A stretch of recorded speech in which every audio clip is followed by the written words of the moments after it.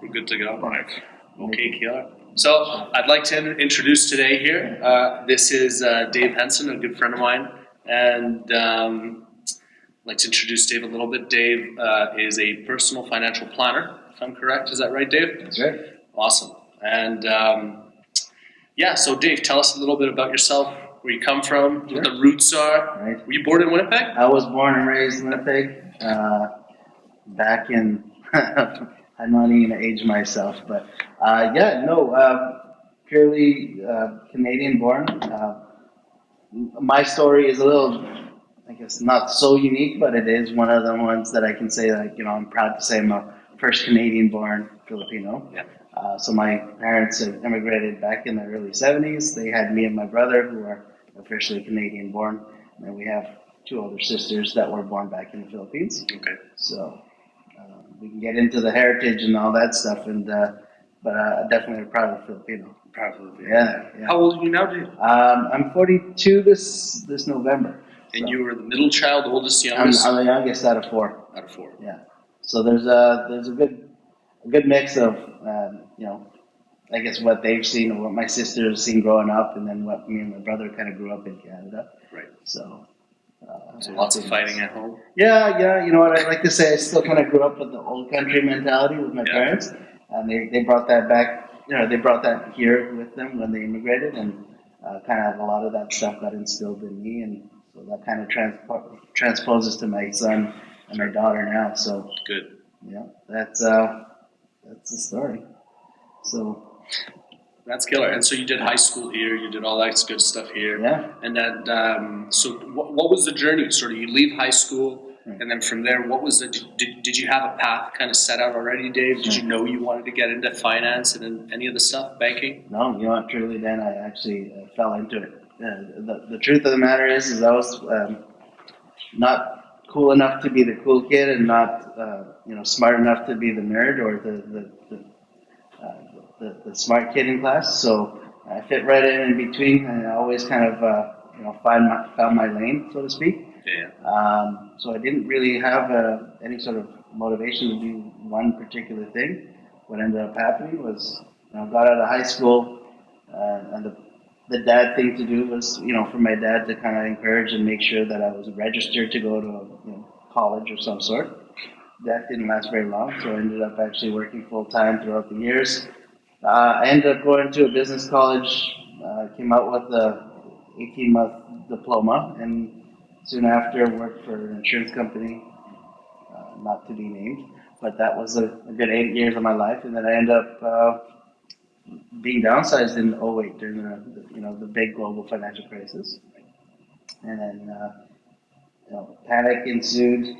So you've got some life experience. Yeah, definitely. A lot of hats, man. Yeah, definitely. So where that came in is that I actually worked a few odd jobs in between, and we were actually planning our marriage at the time. I actually proposed to my wife 2 weeks prior to being downsized. No kidding. And so that was a bit of a stir and a bit more stress. Builds a lot of character. Yeah, it builds a lot of character for sure. So here I am now, and get a phone call one day and work my way up through the chains of the institution I'm at now. And I'm lucky enough to have an employer that paid for all my education and my credentials to earn my designation as a financial planner. It's incredible, right? You must that was something that blew my mind. Coming from Brazil, you hear about Brazil like say an internship. Right. You practically pay to do the internship. Oh yeah. Whereas like in Canada, you get paid to be an intern. You get paid to further your education. Like that stuff's mental to me, coming from there.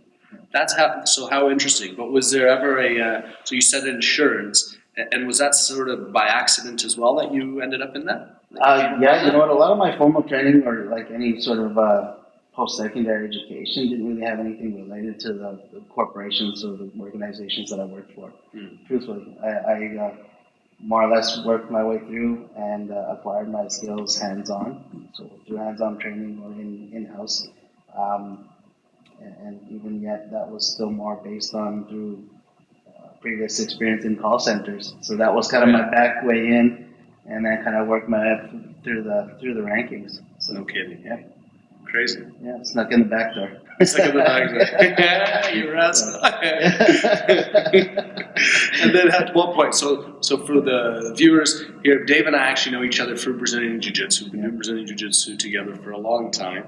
How did you get into that? Because I feel like when I started, I think you were already kind of in and out of Jiu-Jitsu at that time. I was, believe it or not, I was a diehard, and that was a pre-marriage and pre-girlfriend, and I was, I guess, a youngish dude, just kind of finding my way through, and I stumbled upon it. My god brother, who we all know, Gil.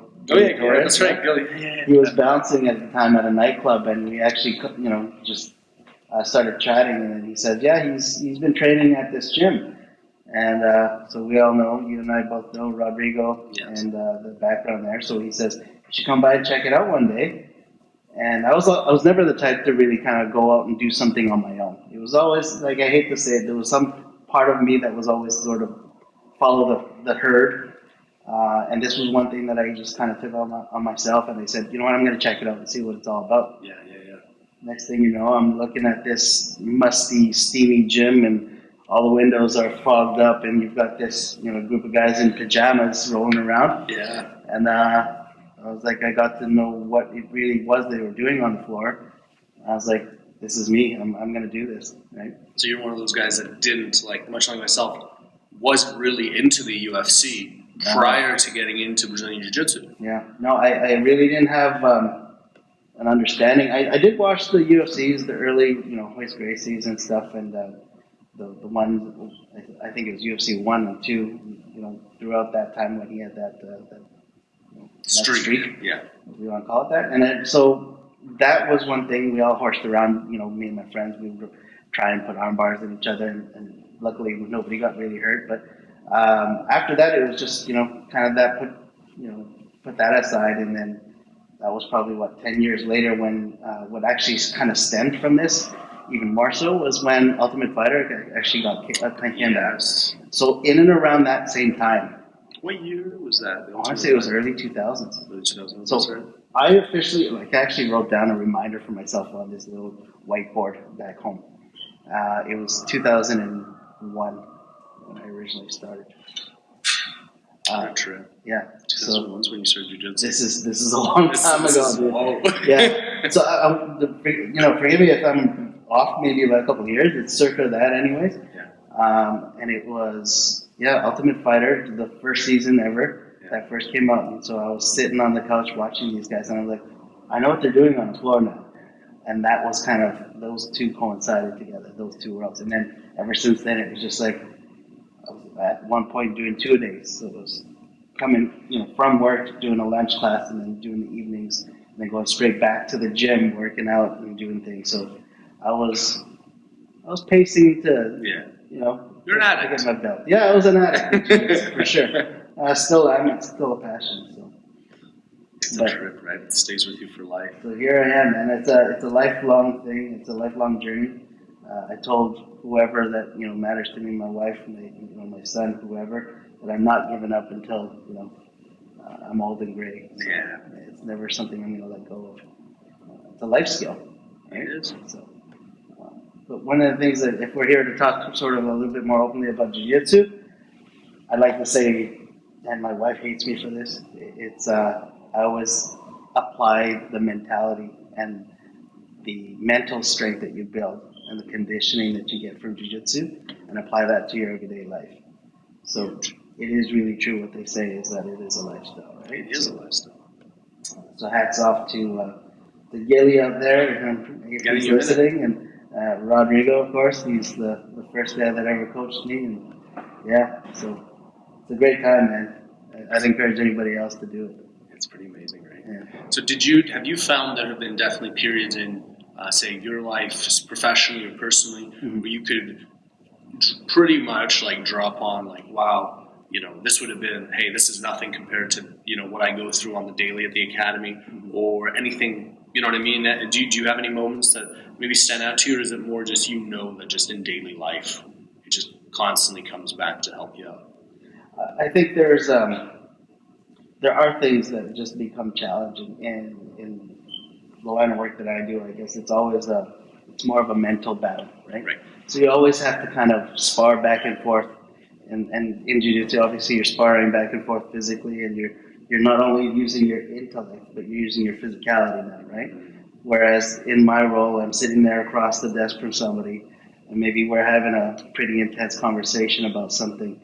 So my job it involves getting to know that person across from me, and really realizing what's important, what are those triggers that are going to invoke some sort of emotion that gets you to enact with me, like, or to engage even more so, right? So to open up that door, it's almost like being a psychologist in the sense. So you got that. I guess you got to have that mindset where you're going to lay the pieces out and play that chess game, right? Yes. So, And how interesting too, because is it right in saying, Dave, that most of the people you would be seeing coming in don't necessarily have a whole lot of financial literacy or a background behind investments and all of that? Is that fair? Is that fair to say? Yeah, absolutely. So the whole thing with that, and that goes in terms of that goes along with saying with knowing who's in front of you and getting to know them really that much deeper. So that being said, you see all walks of life come in, and whether they're starting off a brand new investor or if they're 20 years in and they've seen all the sort of market conditions and everything like that. They don't always open up right away, and chances are it's part of the job, or part of my job is to kind of uncover that, right, and to get them to open up.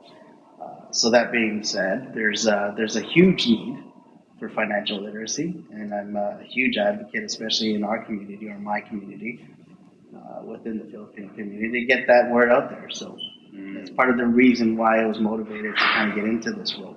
So, and there's a huge opportunity to just make sure that even the generations to come are that much better off. Because if we're looking at curriculums in high school and stuff, nobody ever taught anybody to do a budget or to figure out what their household expenses are going to look like, what to expect as soon as you get onto the real world, right? Yeah. So here they are, and now they're better that much better for it. It's as long as we can partner with those people to get in front of it, right? Yeah. And so, let's say somebody if you met a 20-year-old or an 18-year-old, you know what I mean, who's asking you, "Hey, Dave, I'd really like to get into what you do." You know what I mean? What would be maybe some of the tips or some of the, you know what I mean? You would say, "Man, make sure you're studying this or reading into this or looking into this. Prepare this far ahead of even showing up for an interview for anything." Right. I would say maybe the major piece of advice I would say is stay determined and know that this is for you, because it's not for everybody. It is definitely, there's got to be a real motivator to get you to read through things, and you've got to really be a self-learner in a sense that you've got this book and you've got to really hunker down to make sure you get through it. So the material, I mean, if you're looking at what things to look for, you look at getting yourself a license to be able to offer mutual funds and different type of securities. And then eventually there's different financial institutions that work alongside of some of the regulators and the people that are responsible for you getting your license or acquiring your designation as a financial planner. So I tell people this in my job. There's 8 different disciplines of financial planning. Out of the 8, I look at and I focus mainly on the 2, which is retirement and income planning or investment planning as well.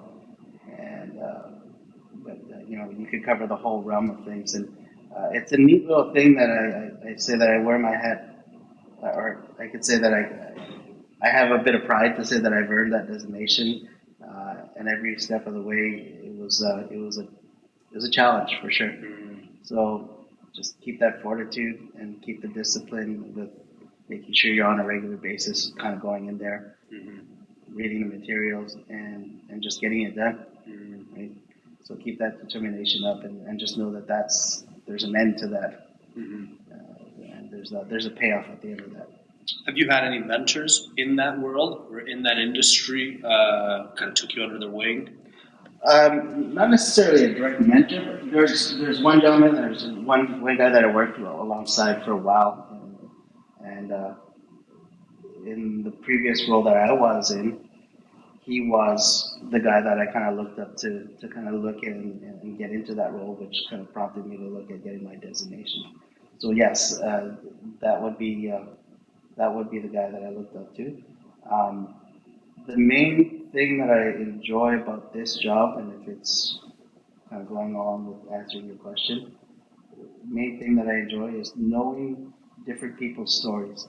Because how you get to know that individual, you get really deep into it, and it's a really um, deep dive into somebody's life. Because what you're doing in financial planning is you're looking at the entire picture from start to finish. And so there's a lot of aspects where you want to be sure that you're giving them the right advice. Right? So that is what I enjoy. And it's not always comfortable because you're dealing with sometimes people who've passed away, they're dealing with estates or going through life events and such. So you're dealing with someone who potentially is in a very emotionally vulnerable state, and to compound it, they don't necessarily have a high degree of knowledge about something that matters so much. Yeah. They have more emotions riding on things than anything versus the technical knowledge of how things unfold or how things are dealt with, right? So if you've got an emotional person dealing with an estate for the first time, a lot of that,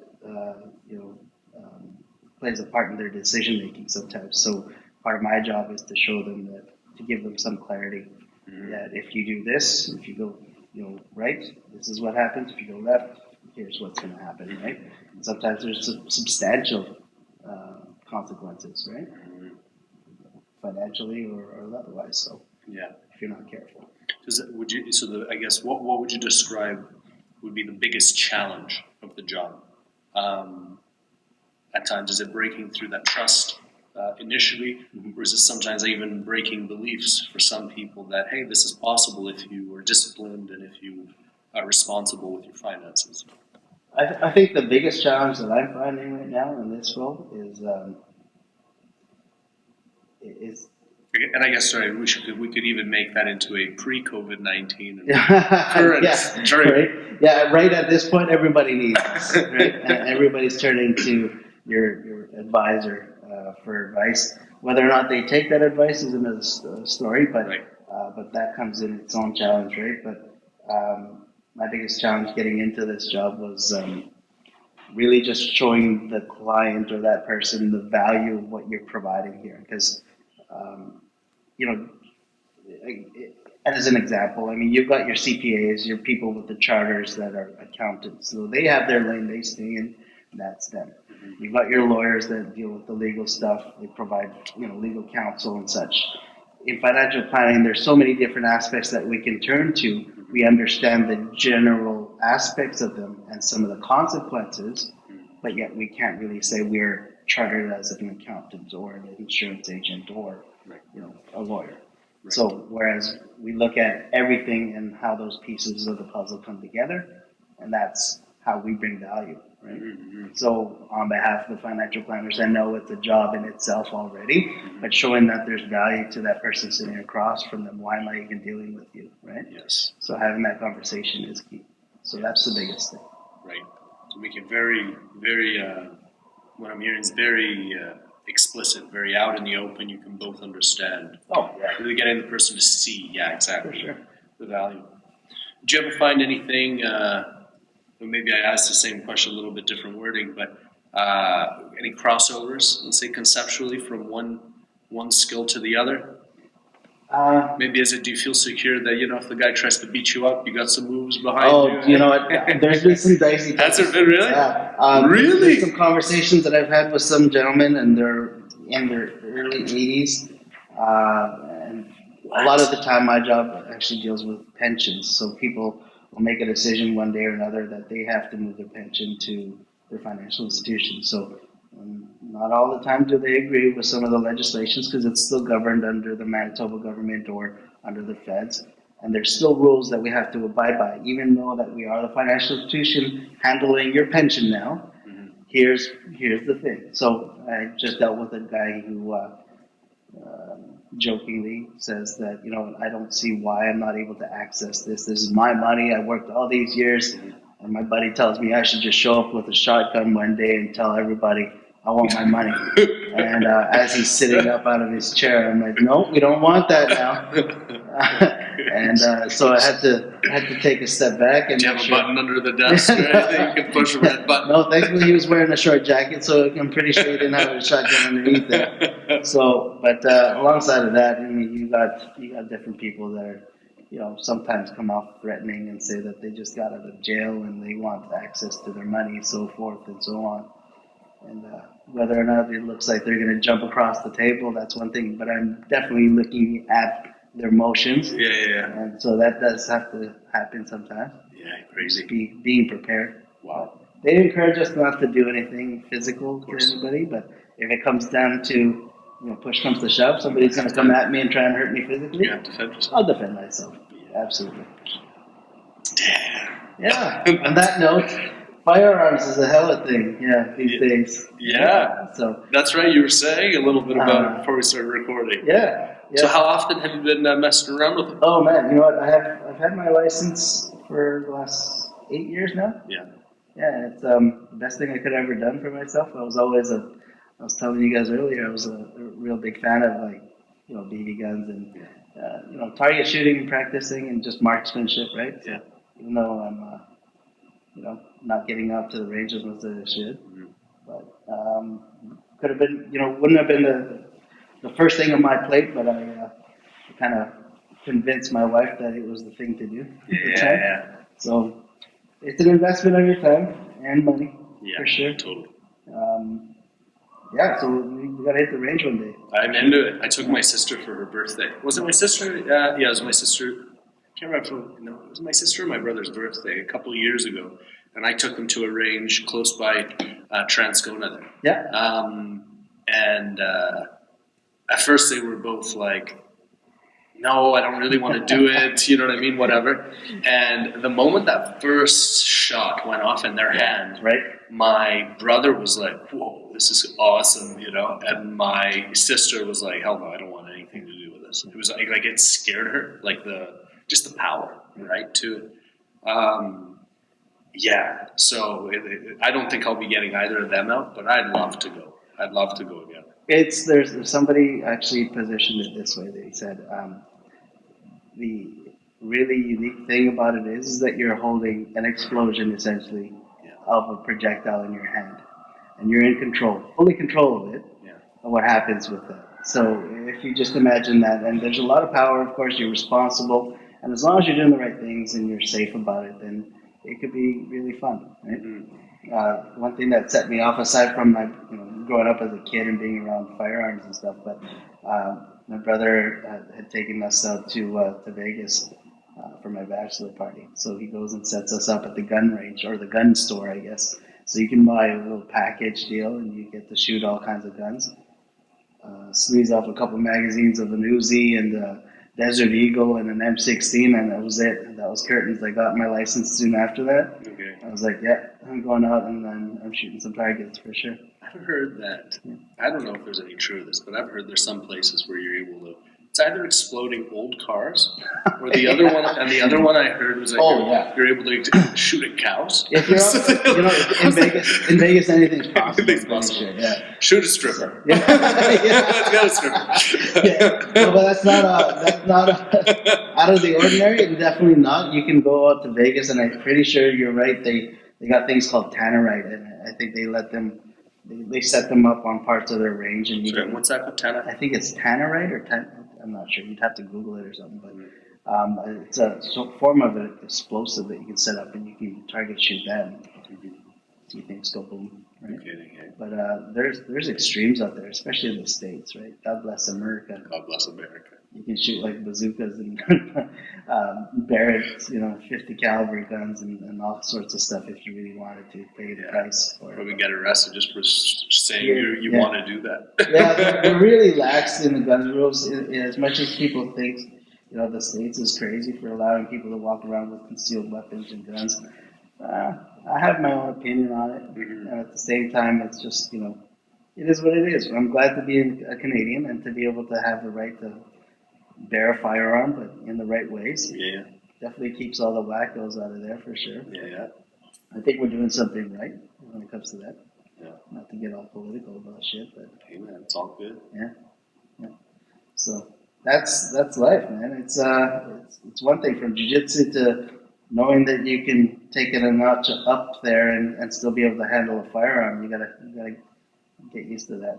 I always think like the set like I love the idea of going to the range again, shooting and so on. I'd really like to one day be able to do the John Wick stuff, like the training. Oh, yeah. When he's training, the training footage. I forget the name of the coach. Or his coach. It's Taryn something like Taryn. that. Taryn Barrett? It's not Taryn Barrett, is it? No, but I know who you're talking about exactly who you're saying. But you see the footage, and it looks so cool. Yeah. On that note, like I don't know if this will ever get that far to have him see this, but I have to give props to Keanu Reeves, who actually does shit. Like he does the real shit. Yeah. To make it look that much more authentic, he actually goes through it, right? And that goes with the jiu-jitsu thing too. Yeah. I watched a couple of videos of him trying to train with machados and stuff, and I think, there's authenticity, I guess. He's been doing it for years. Yeah, and the gun training. If on that note, if you're looking to get into something like that, maybe this year, I don't know, but there is one locally in Manitoba. That they do that kind of stuff. They call it free gun or defensive pistol league. It's what it's called. Really? Next year. And I've been meaning to touch base with the guy that put me onto that. So this year, maybe when it warms up, we should go and watch it. Let's do it. Yeah. So it's a one-day competition, is what it is? Usually a one-day competition. They'll have 3-gun, 2-gun. So where would you practice? That's my question. Are you allowed to practice like that style of running around, obstacles? I'd imagine there's got to be times or sessions where they set it up. So if you belong to this league, I would imagine they have practice days, but then there's actual competition days. That's the way I understand it, anyways. But there's tons of them in the city. You should look into it.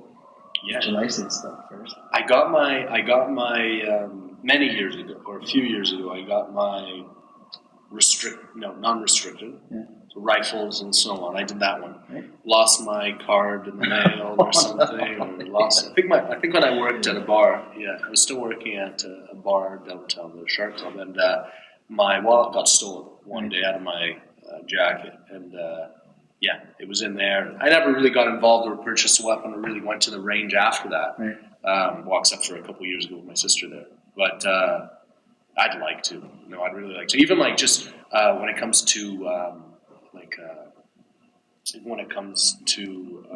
hunting. Yeah. I'd love to go hunting once. You know what I mean? Just to have that experience. Right. I don't shoot anything. Just like being out there, tracking the animals. Yeah. You know what I mean? All that stuff. I want to say that's the eventual, the end goal is to know how and to go and hunt and track and be able to field dress an animal that you've just hunted, right? There's something about it. I don't know the way they call it field dressing. It really should be field undressing. Yeah. Because you're not adding anything to the animal.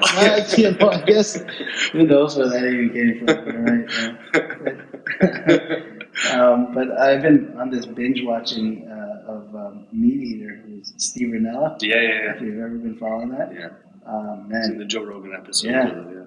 And there's something about it. There's, I guess it's really like you go back to the olden days, I guess, how people sourced out their food, right? There's nothing more organic than that, right? So it's just, I got to convince the rest of my family to eat the stuff that we go out and hunt, because you know that it goes from up there to the plate, right? Mm-hmm. But one day, we'll see. One day. Yeah. That'd be exciting. We'll get out there one day soon. Yeah. Well, better hurry up, though, because the zombies are coming. The zombies are coming, that's right. Yeah, so tell me, so with this change, other than it being really busy and stuff, is there one particular thing? Is it people trying to sell their portfolios currently? That's the big thing? Yeah. Is it what is it? That seems to be kind of what's the repetitive conversation? Oh, God. Yeah. Right now, here's the thing. Everybody is in panic mode. Everybody's looking to buy toilet paper and stock up on, whatever it is. So the value of toilet paper isn't going to go up? No. I honestly thought, there's got to be something to this. What is it about toilet paper, right? But when I started asking around, people say that they have this theory that because where it's manufactured, the supply chain is going to start to slow down. A huge myth, I'd like to say. I will never claim to be 100% right all the time, but there's a good chance there's not going to be any sort of shortage coming anytime soon. But the whole thing that I'm talking to people about is don't jump. Right? If they can, weather the storm, if they can just sit tight and get through this, we'll be that much better for it as far as investors as a whole, right? Mm-hmm. So if you imagine that everybody right now at this point is making the emotional decision to get out of the markets because why? It's not comfortable for anybody. Yeah. At this point, who's comfortable at this point, right? Nobody. Yeah. There's a lot of uncertainty, but you have to look at the main factors here that are driving the fear. It is media, for sure, but it's also your family members or somebody else talking to you in your ear. But if you want to look at it, where is the source or the voice of reason coming from? It's from your advisors that know and see it every day. Yeah. Right? So you have to consider the fact is what you still potentially may hold in terms of those things that are volatile right now and maybe down 20%. Yeah. You've got to consider the quality of what you're holding is built to last. So long as you don't have a need immediately for these funds or for your money to do something with, then wait it out. Consider the ultimate goal is that you're not ending, your life doesn't end after this year. Mm-hmm. Okay. Things keep moving on, the world's going to keep spinning. 100%. So consider this as well. Your financial institution is not built to default and go belly up, especially in these times. The government's stepping in. There's a lot of things to stimulate the economy, and that hopefully they're doing all the right things to keep things under wraps as far as this epidemic or this pandemic, and the other things going on with Saudi Arabia and the oil prices and stuff. So there's a lot of things in play, and they just happen to be all one thing happen all at once, right? Now Canada is the CDIC, is that right? No. CDIC is the Canadian or Canada Deposit Insurance Corporation, right? And that protects us, is that right? From runs on the bank and absolutely. Such, right? Yeah, that is an act that will protect some of your money with the banks should they default. Is it the $215,000 per bank that you have an account with, or something like that? Right? You're throwing me a curveball here. So it's $100 or $100,000 per account. And it's not including some registered investments as well, right? So you have to look into the actual act. Don't quote me on that. Sure. But there is some sort of protection to reassure you that your money is still safe with your bank. I would say this though, for the banks and the financial institutions to fold and to go under means that there's bigger issues in our world before that ever happens. Maybe they've got license well ahead of that. Yeah. That's been a common conversation, to be honest, especially nowadays. And it's not just one person. It's not isolated to one or two people. It's everybody that sits down right now and that's talking about the markets. They seem to think that the world is coming to a crashing halt, right? The whole thing is the governments are stepping in again. They're making these calls and they're on constant watch every day, as well as our investors. Mm-hmm. Those guys there, hats off to the portfolio managers. It's stressful times, I'm sure, for them, but I'm sure that they've seen the markets react in a certain way, in a similar way. Yeah. Not so much that it's been familiar territory. Mm-hmm. This is unprecedented times, not to discount that. But the whole thing is we're going to be better for it. And the fact is that this is going to be in the record books now. Looking back at the index charts, it's going to have 2020 earmarked to say, we got through this, right? And look where we are now. Yes. Okay? So, long and short, it's a stay where you are if you know what's good for you. Yeah. So it's interesting. I was having you saw, but we were making, talking with people through video there, but people forgetting, listen, if there was ever a time to run into a situation where you're not sure what you're going to do, right. You got Google. Yeah. You got YouTube. There's so many resources there. So many things. It's incredible. The fact that we're able to go listen to, let's say you were afraid of, water purification. Mm-hmm. You know, if it was 1918 Spanish influenza days, Right. and you don't know how to purify water, and you don't have somebody who does right next to you, you're screwed. Yeah. But nowadays, you'll find the guy who's the expert, who made the discovery, Yeah. who blah, blah, blah, Yeah. and then you get to pause, rewind, repeat, pause, rewind, repeat, zoom in, zoom out, zoom in, zoom out. Yeah. As long as you have the internet, that is key for sure. You'll survive. You'll get through it. Yeah. But there's lots of resources and tons of information out there for you. It's just there for you for the taking. Whether it be you talk to your local professionals, you talk to the trusted sources like the investor sites, right? There's different sources that I generally say for the the novice investor that's wanting to learn more. There's Investopedia. I think I'm throwing out those names. Mm-hmm. But what are some other ones that you like a lot? Like Investopedia, I like. Morningstar gets really that much more technical, and that's one of the tools or sites that we use just to kind of do portfolio comparisons and fund comparisons, seeing what types of different securities you can find out about. What else? I mean, you start to kind of get really deep down into it if you really wanted to learn more about the investment side. Again, YouTube is kind of like that is a gold mine of There's a lot of information. good stuff there. Yeah. It's kind of relate back to jiu-jitsu. Like back when I started jiu-jitsu, YouTube was not even a thing. Yeah. It was VHS and instructionals, or you're taking notes down on a notepad, right? What would have been the first jiu-jitsu instructional you ever watched? Oh gosh, yeah. You know what? That's I know that for sure. We all do. We all know our one. that first one, and here's the thing: Saulo Ribeiro. Yeah. Yeah. He was at the time for me, he was the catalyst to kind of knowing the more technical side of things. I thought at one point, first getting into it, a white belt, it was just like scramble and just wrestle the shit out of out of that position, and there's no sort of technique. And then when you start to see the intricacies of what Saulo Ribeiro is teaching you, he broke it down to a point where it's so palatable, right? Like it doesn't matter how big or how small you might be. If you just made that one particular adjustment, you're making that transition into that position or what have you, right? Or you're making that submission happen. So, what was your take? Because you coming up through that era, I remember when I started. When I started as little, then I got back into it. Yeah. You know what I mean? When I was older, but around 2007, 2008. There was still kind of this idea of like whether you should learn through videos or only at the academy, right? Yeah. So you caught some of that, like. Yeah, it was kind of because it was the newest thing out. Like you would go and download torrents or whatever, right? And you'd find instructionals on the web eventually.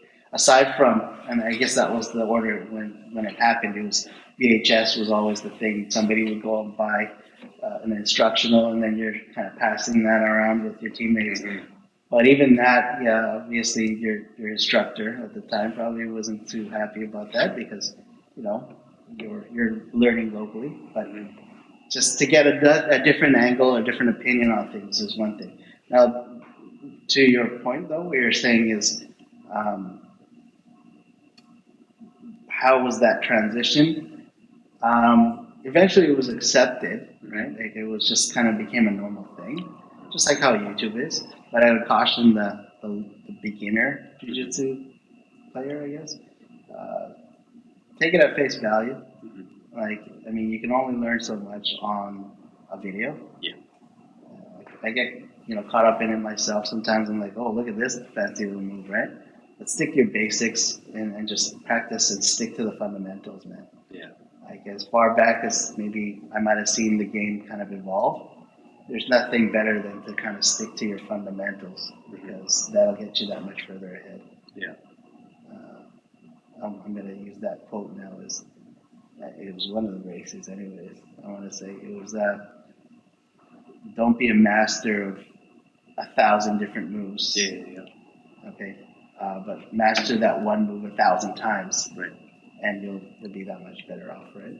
I Totally. think I butchered it. Shit. Sorry, whoever's out there listening. I think the guy's a dead guy. I think he's a dead guy. I think it's Bruce Lee. Some shit like that. He was Asian anyway. He's Yeah, you'll forgive me.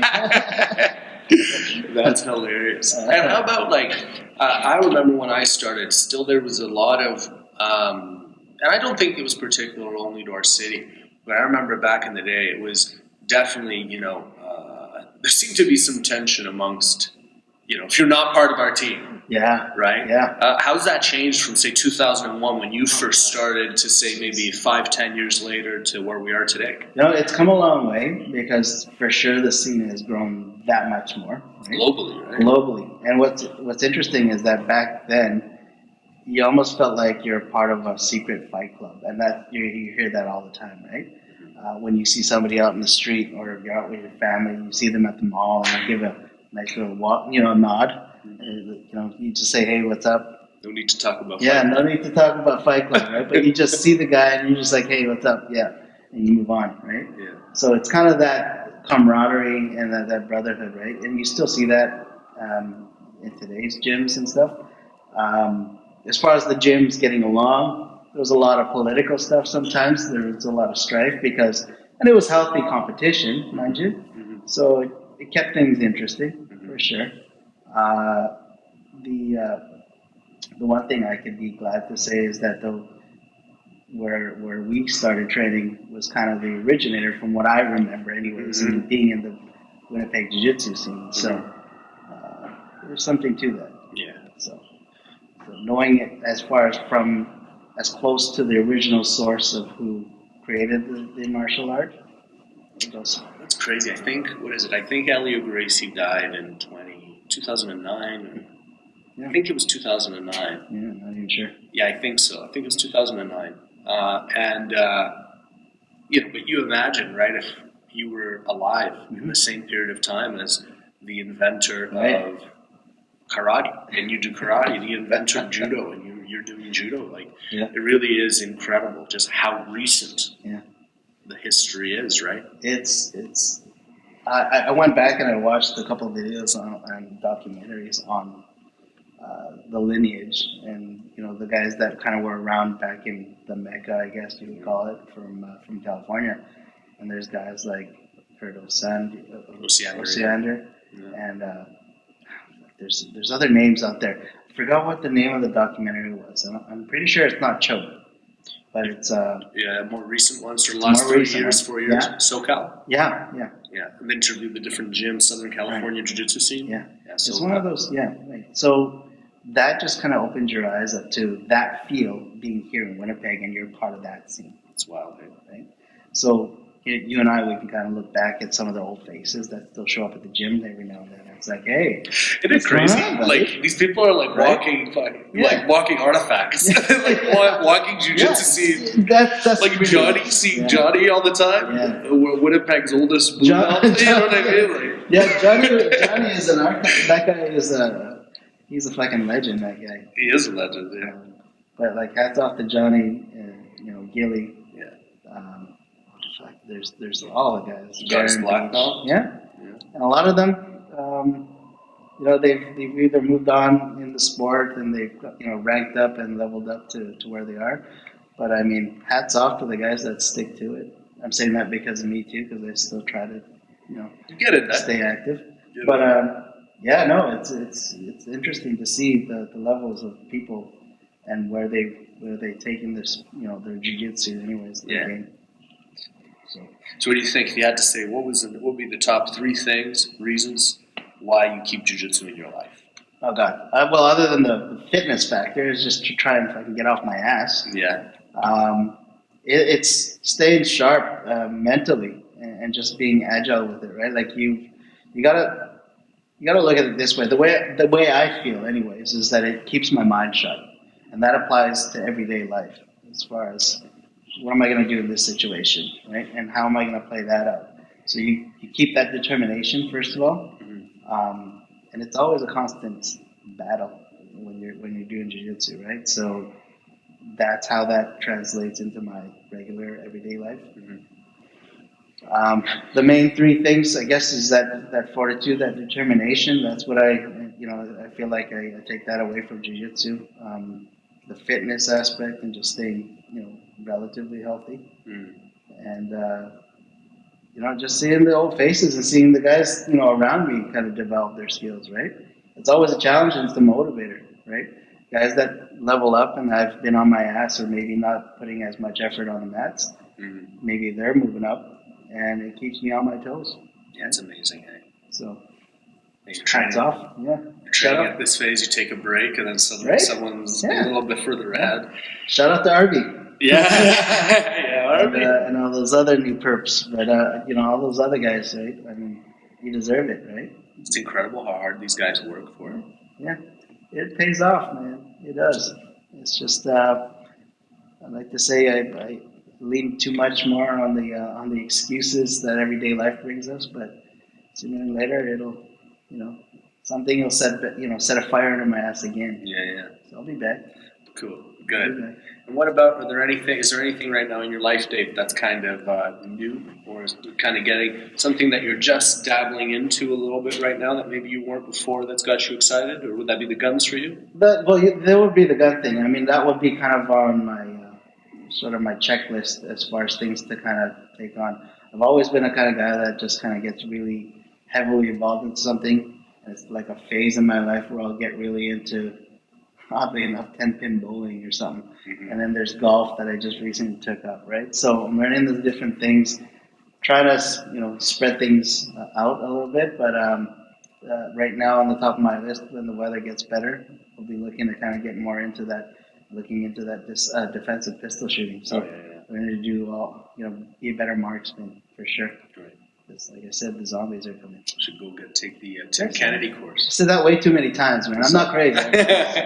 So, but the Tim Kennedy. Like, I've been following a lot of those guys. What's it called? Sheepdog Response, I think. Yeah. A lot of the hats off to the military guys, and I know there's a bunch of them here at the gym. So maybe pick their brains. That would be a good conversation to have with those guys. Right, there's a couple guys who could blur their faces. Yeah, they could blur their faces just so, yeah. Just do the dark room or mask or whatever. But aside from that, just just keeping up with life and this whole thing, how this COVID thing plays out, and don't let it get to you. Yeah, that's it, right? So if you had to leave somebody with a message, I guess a parting message right now, that'd probably be the one, right? Yeah. Don't jump. Don't jump. Just don't do it. Yeah. Life goes on, guys, and we'll survive. Yeah. Just like the academy, right? Yeah. Don't survive. We thrive. That's right? Exactly it. We take whatever bullshit comes our way and we turn it into something. So you just keep that in mind, whatever it is in your life. That's all I'll say. Keep on tracking. Yes.